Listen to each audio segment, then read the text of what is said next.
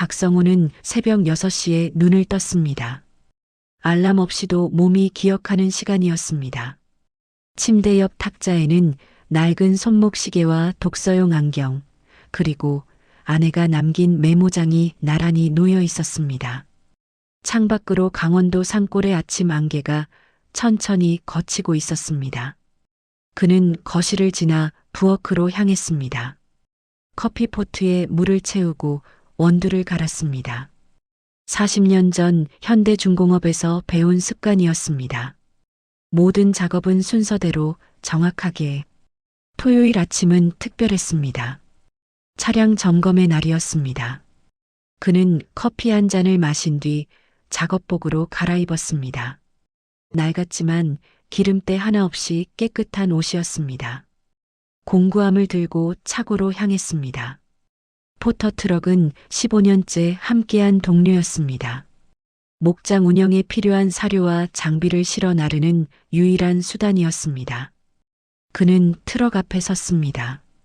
보닛을 열고 엔진 오일 상태를 확인했습니다. 색깔과 점도가 양호했습니다. 오늘은 오일 교환이군요.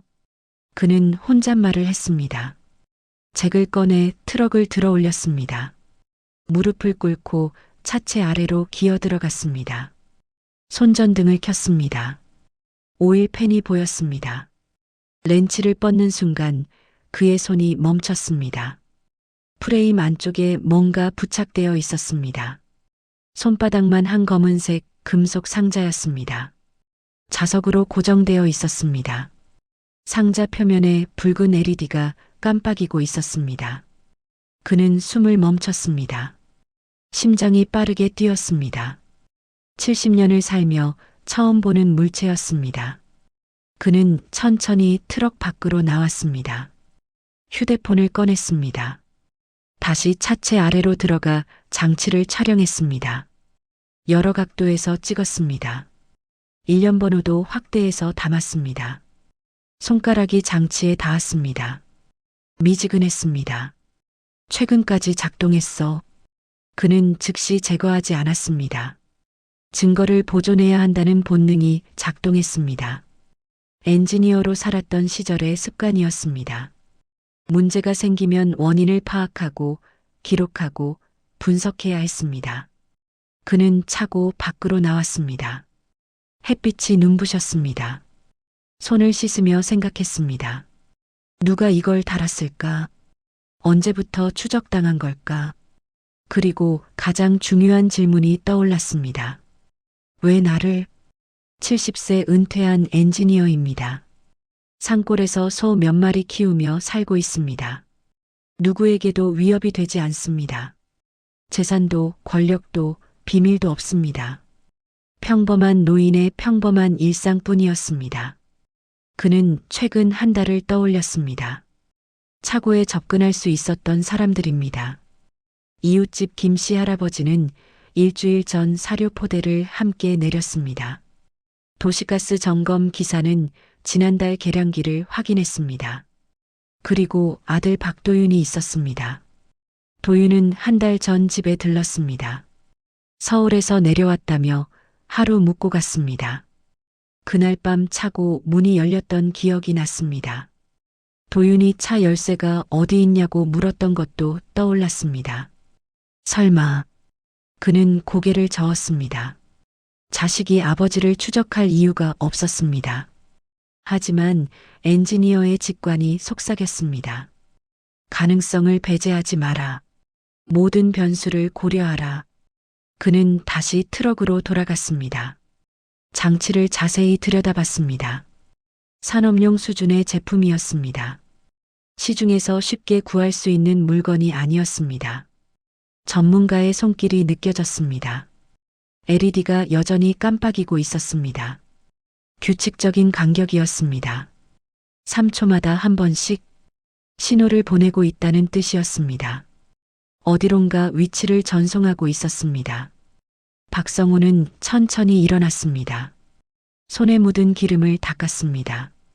그리고 집으로 들어가 서재로 향했습니다. 책장 맨 아래 칸에서 낡은 노트를 꺼냈습니다. 40년 전 현장에서 쓰던 기록장이었습니다. 새 페이지를 펼쳤습니다. 만년필을 들었습니다. 날짜, 시간, 발견 위치, 장치 특징을 적었습니다. 엔지니어답게 정확하고 간결하게 기록했습니다. 그리고 마지막 줄에 한 문장을 추가했습니다.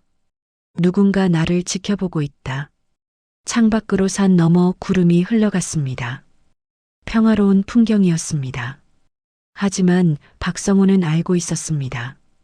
그의 일상에 균열이 생겼다는 것을, 그리고 이 균열은 곧 무너질 것이라는 걸. 그는 노트를 덮었습니다. 손전등을 끄지 않은 채로 차고에 그대로 두었습니다. 장치도 제거하지 않았습니다. 상대가 모르게 해야 했습니다. 아직 발각되지 않았다고 믿게 만들어야 했습니다. 박성호는 다시 부엌으로 갔습니다. 커피를 한 잔 더 내렸습니다. 창가에 앉아 산을 바라봤습니다. 70년을 살며 배운 게 있다면 서두르지 않는 것이었습니다. 천천히 그리고 정확하게 움직여야 했습니다. 그의 눈빛이 변했습니다.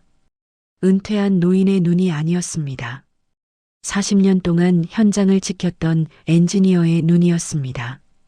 문제를 발견했고 이제 해결할 차례였습니다. 휴대폰이 진동했습니다. 도윤에게서 온 문자였습니다. 아버지, 이번 주말에 다시 내려갈게요. 할 얘기가 있어요. 박성호는 화면을 오래 바라봤습니다. 그리고 답장을 보냈습니다. 그래, 기다리마. 커피 잔을 내려놓았습니다. 창밖으로 까마귀 한 마리가 날아갔습니다. 산 너머로 사라지는 새를 바라보며 그는 조용히 중얼거렸습니다. 시작이군. 박성호는 결론을 내리지 않았습니다. 40년 엔지니어 생활이 가르쳐준 원칙이었습니다. 가설은 실험으로 증명해야 한다는 것. 그는 장치를 제거했습니다.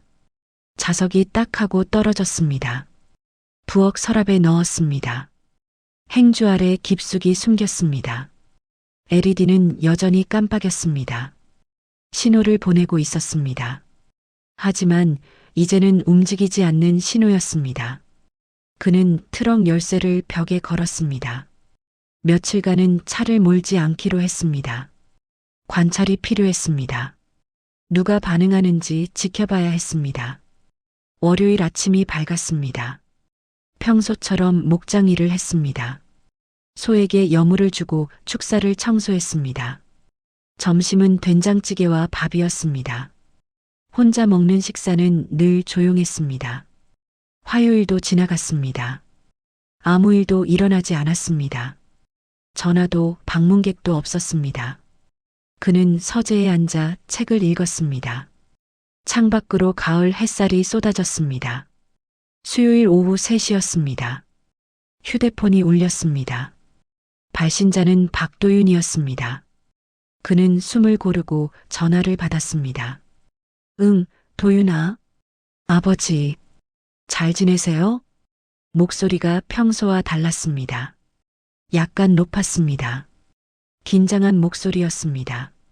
그래, 잘 지낸다. 건강은요? 불편한 데 없으세요? 없다. 괜찮아. 짧은 침묵이 흘렀습니다. 도윤이 뭔가 말하려다 멈췄습니다.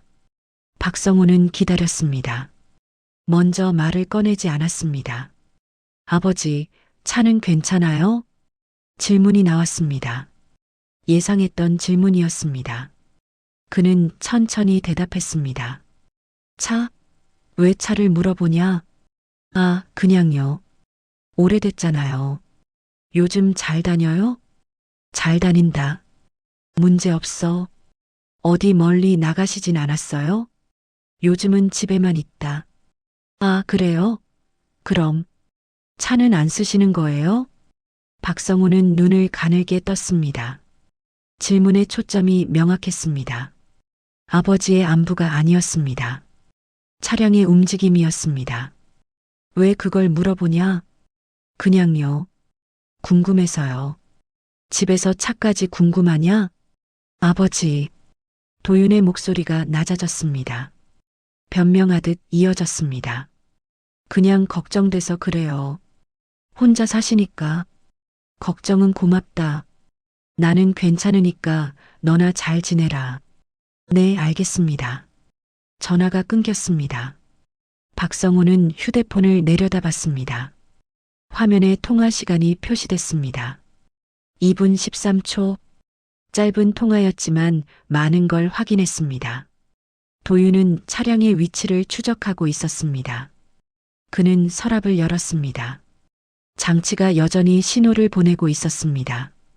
집 안 서랍에서 움직이지 않는 채로. 그래서 도윤이 불안해한 것이었습니다. 박성우는 결심했습니다. 압박을 높여야 했습니다. 상대를 더 불안하게 만들어야 진실이 드러날 것이었습니다. 다음 날 아침 그는 마을 우체국으로 내려갔습니다. 걸어서 20분 거리였습니다. 장치를 작은 상자에 담았습니다. 완충제로 꼼꼼히 쌌습니다. 어디로 보내실 거예요? 우체국 직원이 물었습니다. 캐나다 밴쿠버요. 해외 발송이시네요. 내용물이 뭔가요? 전자부품입니다. 신고 가액은요? $10 정도 됩니다. 서류를 작성했습니다. 수취인은 한국식품점 주소로 적었습니다. 인터넷에서 검색한 곳이었습니다. 실제 배송될 필요는 없었습니다. 중요한 건 장치가 태평양을 건너는 것처럼 보이는 것이었습니다. 일주일 정도 걸립니다. 괜찮습니다. 택배를 붙이고 집으로 돌아왔습니다. 이제 기다릴 차례였습니다. 도윤이 어떻게 반응할지 지켜봐야 했습니다. 그날 저녁 6시였습니다. 전화가 왔습니다. 예상보다 빨랐습니다. 아버지. 도윤의 목소리가 급했습니다. 숨이 차 있었습니다. 왜 그러냐? 지금 어디세요? 집이다. 정말이세요? 집에 계신 거 맞죠? 그래. 집에 있다. 왜? 아니, 그냥 확인하고 싶어서요. 뭘 확인하려고? 아버지가 어디 계신지요? 박성우는 침묵했습니다. 도윤의 목소리에서 다급함이 느껴졌습니다. 뭔가 잘못됐다고 생각하는 게 분명했습니다. 도윤아. 네. 너 나한테 숨기는 거 있냐? 긴 침묵이 흘렀습니다. 전화기 너머로 숨소리만 들렸습니다. 없어요. 거짓말 같은데. 아버지, 무슨 말씀을. 내가 어디 있는지 왜 그렇게 궁금하냐? 그냥 걱정돼서요. 걱정이면 내가 건강한지 물어봐야지. 왜 위치를 물어보냐? 도윤이 대답하지 못했습니다. 박성우는 더 밀어붙였습니다. 너 내 차에 뭐 달았지?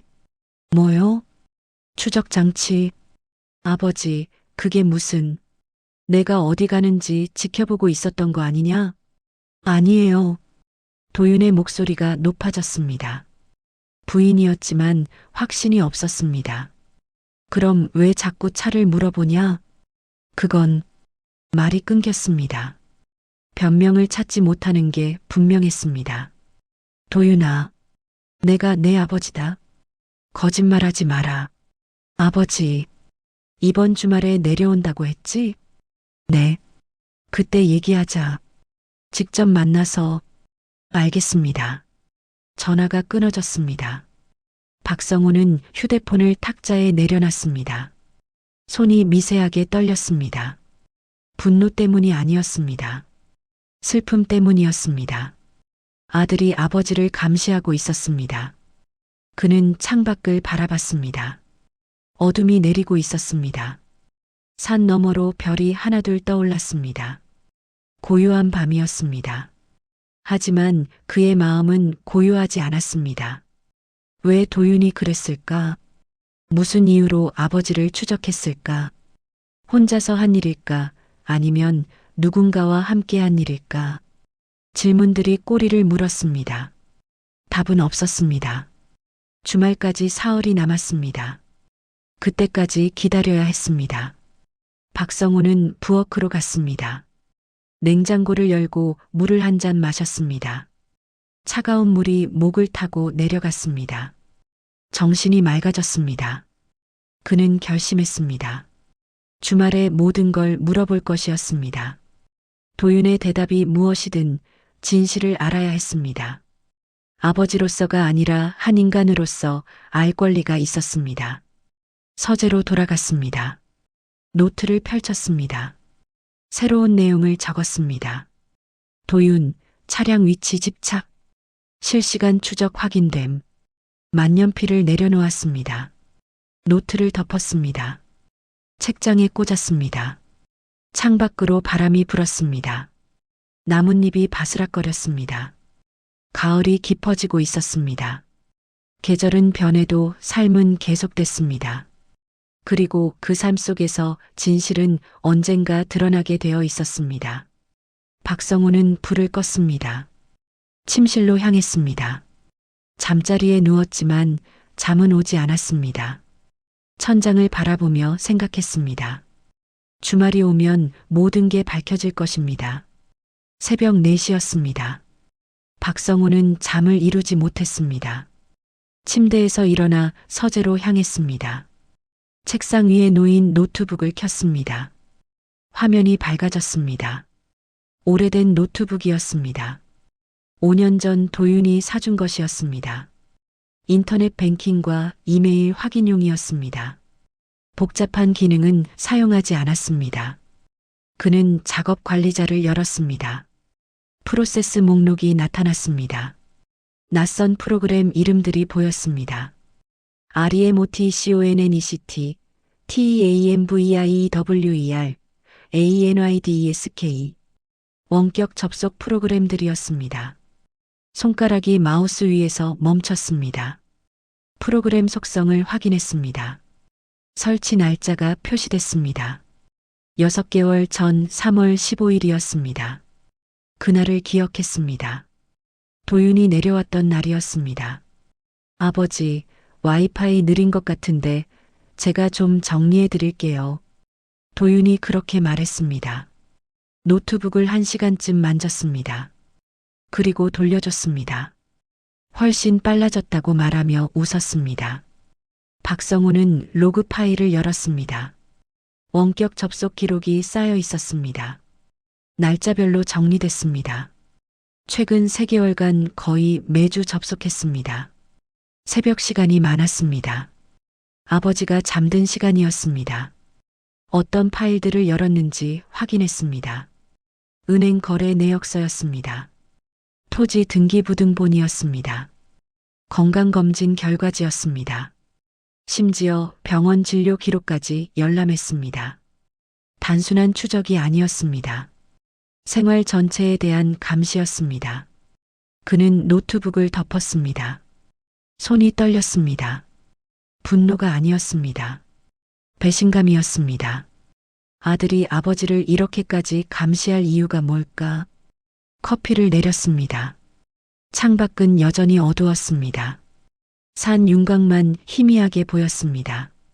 그는 커피를 마시며 생각했습니다. 더 확인해야 할 게 있었습니다. 아침 9시였습니다.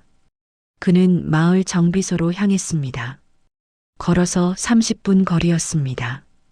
단골 정비소였습니다. 20년째 차를 맡기던 곳이었습니다. 박 사장님, 어서 오세요. 정비사 최 사장이 반갑게 맞았습니다. 50대 중반의 성실한 사람이었습니다. 최 사장, 좀 봐줄 게 있네. 무슨 일이세요? 박성우는 휴대폰을 꺼냈습니다. 장치 사진을 보여줬습니다. 이게 뭔지 아나? 최 사장이 사진을 자세히 들여다봤습니다. 얼굴이 굳어졌습니다. 어디서 나온 겁니까? 내 차에서 나왔네. 언제요? 며칠 전이지. 최 사장이 고개를 저었습니다. 사진을 확대해서 봤습니다. 일련 번호를 읽었습니다. 이거 GPS 아닙니다. 뭔가 킬 스위치 장치예요. 킬 스위치? ECU랑 연동돼서 엔진을 원격으로 끌 수 있어요. 박성호의 눈빛이 날카로워졌습니다. 엔진을? 네. 신호만 보내면 시동이 꺼져요. 브레이크도 잠글 수 있고요. 그럼 운전 중에도? 이론적으로는 가능합니다. 침묵이 흘렀습니다. 최 사장이 조심스럽게 물었습니다. 누가 다신 겁니까? 모르겠네. 보험사 쪽에서 달았을 수도 있는데. 박 사장님은 전액 현금으로 사셨잖아요. 그래. 그럼 이상한데요. 이런 건 보통 렌트카나 할부 차량에 다는 겁니다. 박성우는 사진을 다시 들여다봤습니다. 작은 장치였지만 의미는 컸습니다. 관찰이 아니라 통제였습니다. 필요하면 언제든 차를 멈출 수 있다는 뜻이었습니다. 고맙네, 최 사장. 아니, 괜찮으세요? 경찰에 신고하셔야 하는 거 아닙니까? 생각해 보겠네. 정비소를 나왔습니다. 하늘이 흐렸습니다. 바람이 불었습니다. 그는 천천히 걸었습니다. 머릿속으로 정리했습니다. 차량 추적 장치, 원격 엔진 정지, 컴퓨터 원격 접속, 개인정보 열람, 모든 게 연결됐습니다. 도윤은 아버지의 움직임을 감시했습니다. 재산 상황을 파악했습니다.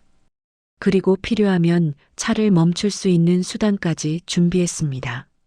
왜? 질문이 맴돌았습니다. 답은 여전히 없었습니다. 집에 도착했습니다. 점심을 먹지 않았습니다. 식욕이 없었습니다. 그는 거실 소파에 앉았습니다. 벽시계가 똑딱거렸습니다. 오후 2시였습니다. 휴대폰이 울렸습니다. 도윤이었습니다. 그는 전화를 받지 않았습니다. 벨소리가 멈췄습니다. 문자가 왔습니다. 아버지, 내일 저녁에 내려갈게요. 저녁 같이 먹어요. 그는 답장하지 않았습니다. 휴대폰을 탁자에 놓았습니다. 저녁 6시였습니다. 해가 지고 있었습니다. 주황빛 노을이 산을 물들였습니다. 아름다운 풍경이었습니다. 하지만 박성우는 보지 못했습니다. 그는 서재에 앉아 있었습니다. 노트를 펼쳤습니다. 새로운 내용을 적었습니다. 킬 스위치 장치, 원격 엔진 정지 가능, 생명 통제 수단, 밑줄을 그었습니다. 만년필을 내려놓았습니다. 70년을 살았습니다. 전쟁을 겪었습니다. 가난을 이겨냈습니다. 아내를 떠나보냈습니다. 많은 일들을 견뎠습니다. 하지만 이번은 달랐습니다. 자식이 자신을 통제하려 했습니다. 그는 창밖을 바라봤습니다. 어둠이 내렸습니다. 별이 떠올랐습니다. 고요한 밤이었습니다. 휴대폰이 다시 울렸습니다. 또 도윤이었습니다. 이번에는 받았습니다. 응. 아버지, 문자 못 보셨어요? 맞다. 내일 저녁 괜찮으세요? 와라. 뭐 드시고 싶은 거 있으세요? 제가 사갈게요. 아무거나. 그럼 갈비 사갈게요. 그래. 아버지. 왜? 괜찮으세요? 목소리가 이상한데. 괜찮다. 알겠습니다. 내일 뵐게요. 전화가 끊어졌습니다. 박성우는 휴대폰을 내려다봤습니다.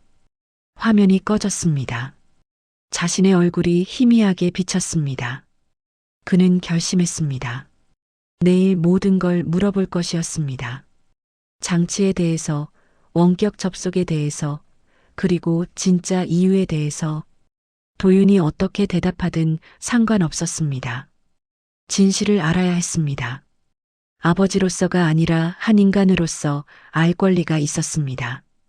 불을 껐습니다. 침실로 향했습니다. 침대에 누웠습니다.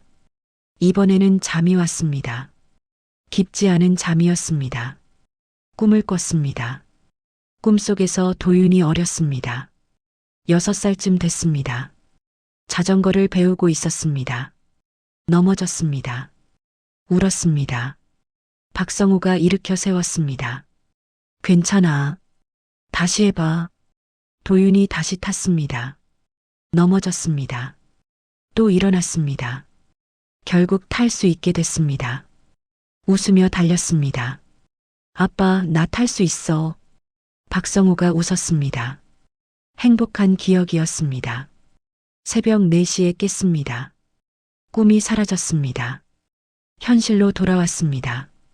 그는 천장을 바라봤습니다. 내일이면 알게 될 것입니다. 도윤이 왜 그랬는지, 무엇을 원했는지, 그리고 아버지와 아들 사이에 무엇이 남을지. 박성호는 아침 일찍 시내로 향했습니다. 버스를 타고 1시간을 달렸습니다. 시청 앞에서 내렸습니다. 법무사 사무실로 걸어갔습니다. 어서 오세요. 젊은 법무사가 맞았습니다. 30대 중반쯤 돼 보였습니다. 등기부등본 떼러 왔습니다. 주소 알려주세요. 주소를 불렀습니다. 법무사가 컴퓨터를 두드렸습니다. 화면을 보다가 눈썹을 찔렀습니다. 여기 최근 조회 기록이 여러 건 있네요. 언제요? 1달 전이요. 그리고 위임장 제출 이력도 있습니다. 위임장? 네. 토지 소유자 명의로 제출됐어요. 박성호 씨 맞으시죠? 맞습니다. 근데 저는 위임장 쓴 적 없습니다. 법무사의 표정이 굳어졌습니다. 그럼 이건 위조인 것 같습니다. 잠시만요. 법무사가 서류를 뽑았습니다.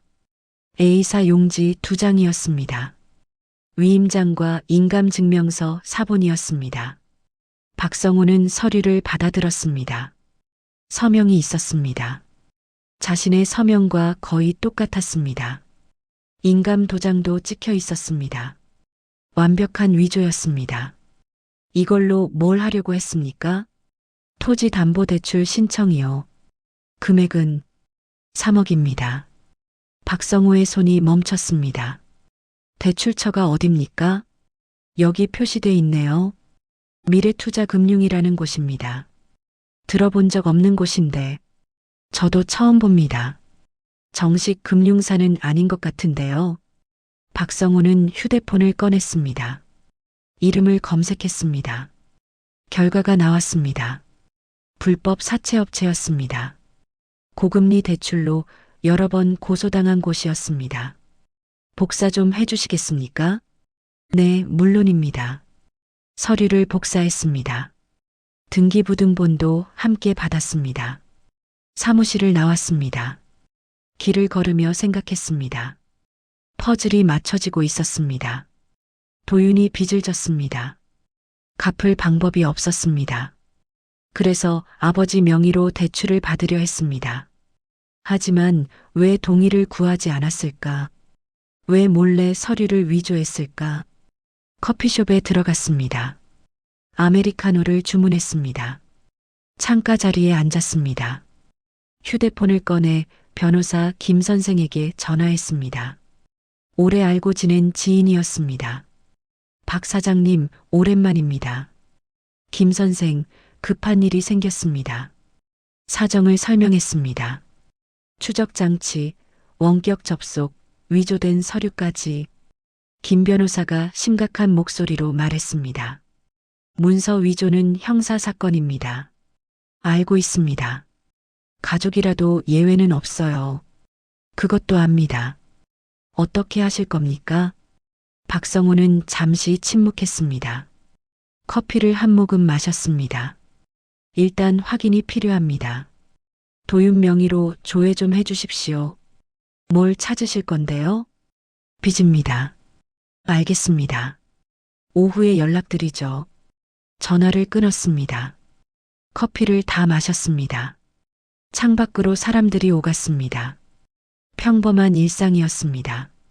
하지만 그의 일상은 평범하지 않았습니다. 오후 3시였습니다. 김 변호사에게서 전화가 왔습니다. 박 사장님, 찾았습니까? 네. 박도윤 씨 명의로 채무가 여러 건 있습니다. 얼마나? 총 4억 정도 됩니다. 박성호는 숨을 들이켰습니다. 대출처는 제2금융권이 대부분입니다. 그리고 미래투자금융도 포함돼 있네요. 이미 빌렸군요. 그렇습니다. 2달 전에 1억을 빌렸어요. 연 이자율이 30%입니다. 불법 아닙니까? 당연히 불법입니다. 하지만 계약서에는 교묘하게 표현돼 있을 겁니다. 박성우는 눈을 감았습니다. 모든 게 명확해졌습니다. 도윤은 빚을 졌습니다. 투자나 도박에 실패했을 것입니다. 갚을 방법이 없었습니다. 그래서 아버지의 토지를 노렸습니다. 위치를 추적한 이유도 이해됐습니다. 서류 위조가 발각되기 전에 아버지의 행동을 통제하려 했던 것입니다. 김 선생. 네. 경찰에 신고하려 합니다. 신중하게 생각하세요. 아드님입니다. 압니다. 하지만 이건 범죄입니다.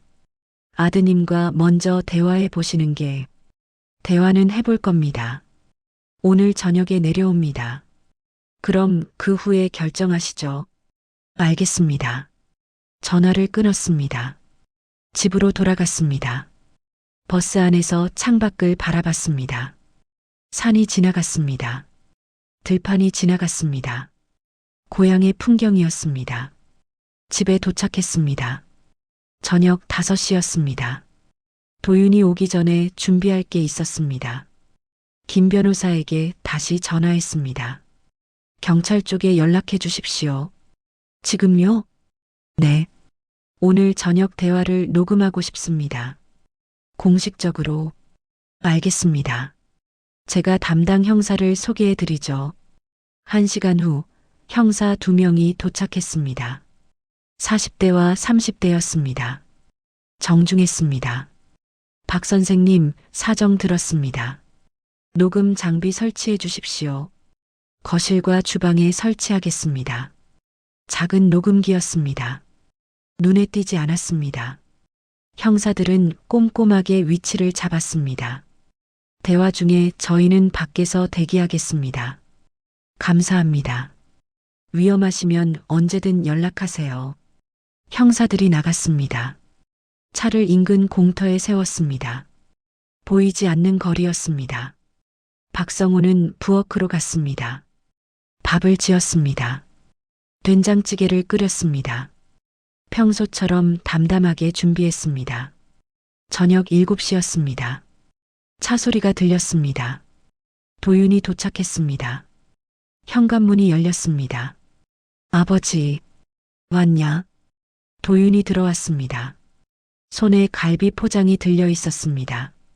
뒤에서 며느리 윤서진이 따라 들어왔습니다. 아버님, 안녕하세요. 응, 왔어요.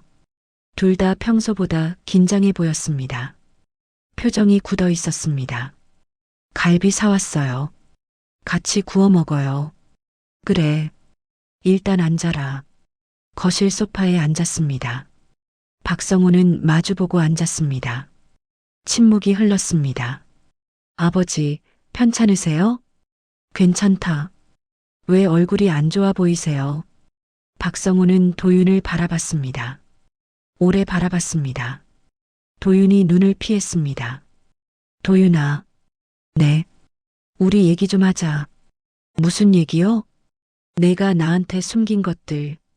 도윤의 얼굴이 창백해졌습니다. 서진이 남편을 쳐다봤습니다. 아버지, 무슨, 내 차에 달았던 거, 내 컴퓨터에 깔았던 거, 그리고 내 이름으로 만든 서류들. 침묵이 흘렀습니다. 시계 소리만 들렸습니다. 다 알고 있다. 도윤이 고개를 숙였습니다. 서진이 손을 떨었습니다. 이제 설명해라. 왜 그랬는지. 거실이 고요했습니다. 세 사람이 마주 앉아 있었습니다. 박성우는 차분했습니다. 도윤은 고개를 숙이고 있었습니다. 서진은 손을 맞잡고 떨고 있었습니다. 도윤아. 네. 내 차에 장치를 단 게 너냐? 침묵이 흘렀습니다. 도윤이 고개를 들지 못했습니다. 대답해라. 네. 언제 달았냐? 1달 전에요. 왜? 도윤이 입술을 깨물었습니다. 대답하지 못했습니다. 내 컴퓨터에도 프로그램을 깔았지? 네. 내 서류들을 봤냐? 봤어요. 박성우는 숨을 깊이 들이켰습니다. 천천히 내쉬었습니다. 내 이름으로 서류를 만들었냐? 아버지, 저는 물어본 거다. 만들었냐? 도윤이 눈을 감았습니다. 네. 내 허락 없이? 죄송합니다. 서진이 남편의 팔을 잡았습니다. 눈물이 흘렀습니다. 아버님, 저희가 잘못했어요. 뭘 잘못했는지 아십니까? 그건 서류 위조는 범죄입니다. 아버님, 사정이 있었어요. 박성우가 서진을 바라봤습니다. 무슨 사정? 도윤이 빚이 있어요. 알고 있습니다. 도윤이 고개를 들었습니다. 놀란 표정이었습니다. 아버지가 4억이지. 미래투자금융 포함해서 어떻게 변호사를 통해 확인했다. 도윤의 얼굴이 하얗게 질렸습니다. 투자 실패였냐? 도박이었냐? 둘 다요. 내가 키운 자식이 그랬단 말이냐? 죄송합니다. 박성우는 눈을 감았습니다. 깊은 한숨이 나왔습니다. 토지를 담보로 대출받으려 했지? 아버지의 노후 자금은 건드리지 않으려고. 그래서 내 땅을 넘기려고. 아니에요. 그게 아니라. 서진이 끼어들었습니다. 목소리가 떨렸습니다. 저희가 갚을 거예요. 대출받아서 빚부터 정리하고 그 다음에 아버님께 조금씩. 그 빚을 갚을 방법이 있었습니까? 일단 시간을 벌어야 했어요. 사채업자들이 말이 끊겼습니다. 너무 많이 말했다는 걸 깨달았습니다. 사채업자들이 뭐라고 했습니까? 그게 협박했습니까? 서진이 울기 시작했습니다. 매일 전화가 와요. 집 앞까지 찾아와요. 회사에도 연락하고. 그래서 내 재산을 노린 겁니까? 아니에요, 아버님. 그럼 뭡니까? 도윤이 소리쳤습니다. 살고 싶었어요. 거실이 조용해졌습니다. 도윤이 얼굴을 손으로 가렸습니다. 그냥 살고 싶었어요. 죽고 싶지 않았어요. 박성우는 아들을 바라봤습니다. 40년 전이 떠올랐습니다. 자전거를 배우던 아이였습니다. 넘어져도 다시 일어나던 아이였습니다. 도윤아, 네. 너는 언제부터 거짓말쟁이가 됐냐? 도윤이 고개를 들지 못했습니다. 나한테 말했어야지. 아버지한테 도움을 청했어야지. 어떻게 말해요? 이런 걸. 그래서 훔치는 게 나았냐? 죄송합니다. 박성우는 일어났습니다. 부엌으로 갔습니다. 물을 한 잔 마셨습니다. 창밖이 어두웠습니다. 다시 거실로 돌아왔습니다. 서 있는 채로 말했습니다. 경찰을 불렀다. 도윤이 벌떡 일어났습니다. 아버지, 문서 위조는 형사사건이다. 아버지, 제발. 앉아라. 도윤이 주저앉았습니다. 서진이 울음을 삼켰습니다. 아버님, 한 번만 봐주세요. 제발. 봐줄 수가 없습니다. 아버님, 현관문이 열렸습니다. 형사 2명이 들어왔습니다. 정중하게 인사했습니다. 박도윤 씨, 윤서진 씨 맞으십니까? 도윤이 대답하지 못했습니다. 형사가 신분증을 보여주며 말했습니다. 문서 위조 및 사기 미수 혐의로 동행해야겠습니다. 아버지. 도윤이 아버지를 봤습니다. 박성우는 고개를 돌렸습니다. 수갑은 채우지 마십시오. 형사가 고개를 끄덕였습니다. 알겠습니다. 도윤과 서진이 일어났습니다. 형사들이 양옆에 섰습니다. 현관으로 향했습니다. 문 앞에서 도윤이 멈췄습니다. 뒤를 돌아봤습니다. 아버지. 박성우는 대답하지 않았습니다. 죄송합니다.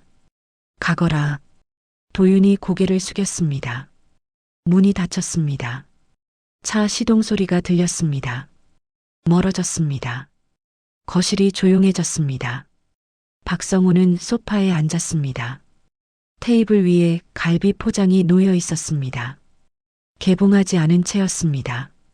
그는 포장을 들어 냉장고에 넣었습니다. 설거지를 했습니다. 그릇을 닦았습니다. 정리했습니다. 모든 걸 제자리에 놓았습니다. 창밖을 봤습니다. 별이 떠 있었습니다. 많은 별이었습니다. 고요한 밤이었습니다. 휴대폰이 울렸습니다. 김 변호사였습니다. 박 사장님, 연행됐습니까? 네. 어떻게 하실 겁니까? 모르겠습니다. 합의하시면 선처될 수 있습니다. 생각해 보겠습니다. 연락 주십시오. 전화를 끊었습니다. 서재로 갔습니다. 노트를 꺼냈습니다. 마지막 페이지를 폈습니다. 만년필을 들었습니다. 날짜를 적었습니다. 그리고 한 줄을 추가했습니다. 도윤 연행. 집은 다시 조용해짐. 노트를 덮었습니다. 책장에 꽂았습니다. 침실로 갔습니다. 침대에 누웠습니다. 천장을 바라봤습니다. 잠이 오지 않았습니다. 40년 전이 떠올랐습니다. 도윤이 태어난 날이었습니다. 작은 아기였습니다. 손바닥만 했습니다. 울음소리가 컸습니다. 아들입니다. 의사가 말했습니다. 박성호가 웃었습니다. 아내가 웃었습니다. 행복했습니다. 그 아이가 자랐습니다. 학교에 갔습니다. 대학에 갔습니다. 결혼했습니다. 아버지는 지켜봤습니다. 자랑스러웠습니다. 언제부터 잘못된 걸까? 어디서 길을 잃은 걸까? 눈물이 났습니다. 70년을 살며 처음으로 소리내어 울었습니다. 베개에 얼굴을 묻었습니다. 아무도 듣지 않았습니다. 새벽이 왔습니다. 눈을 떴습니다. 창밖이 밝았습니다. 일어났습니다. 세수했습니다. 거울을 봤습니다. 늙은 얼굴이었습니다. 부엌으로 갔습니다. 커피를 내렸습니다. 창가에 앉았습니다. 산을 봤습니다. 단풍이 들고 있었습니다. 차고로 갔습니다. 트럭이 서 있었습니다. 2주째 움직이지 않았습니다. 보닛을 열었습니다. 엔진을 확인했습니다. 문제 없었습니다. 시동을 걸었습니다. 엔진이 걸렸습니다. 부드러웠습니다. 시동을 껐습니다. 내일은 운전해야겠다고 생각했습니다. 사료를 사러 가야 했습니다. 목장 일을 해야 했습니다. 삶은 계속됐습니다. 집으로 돌아왔습니다. 거실에 앉았습니다. 텔레비전을 켰습니다. 뉴스가 나왔습니다. 보지 않았습니다. 휴대폰을 봤습니다. 메시지가 없었습니다. 전화도 없었습니다. 조용했습니다. 점심을 먹었습니다. 된장찌개와 밥이었습니다. 혼자 먹는 식사였습니다. 익숙했습니다. 오후가 지나갔습니다. 저녁이 왔습니다. 해가 졌습니다. 별이 떠올랐습니다. 박성호는 창가에 섰습니다. 별을 세지 않았습니다. 그냥 바라봤습니다. 살아남았습니다. 속지 않았습니다. 재산을 지켰습니다. 승리했습니다. 하지만 아무것도 남지 않았습니다. 아들은 떠났습니다. 며느리도 떠났습니다. 집은 비었습니다. 조용했습니다. 트럭은 여전히 차고에 있었습니다. 그는 여전히 이 집에 있었습니다. 70년을 살았습니다. 앞으로 얼마나 더 살지 몰랐습니다. 그는 창문을 닫았습니다. 불을 껐습니다. 침실로 갔습니다. 침대에 누워 눈을 감았습니다. 어둠이었습니다. 고요했습니다. 내일도 해는 뜰 것입니다. 그는 일어날 것입니다. 커피를 마실 것입니다. 목장 일을 할 것입니다. 살아갈 것입니다. 그것만이 결과로 남았습니다.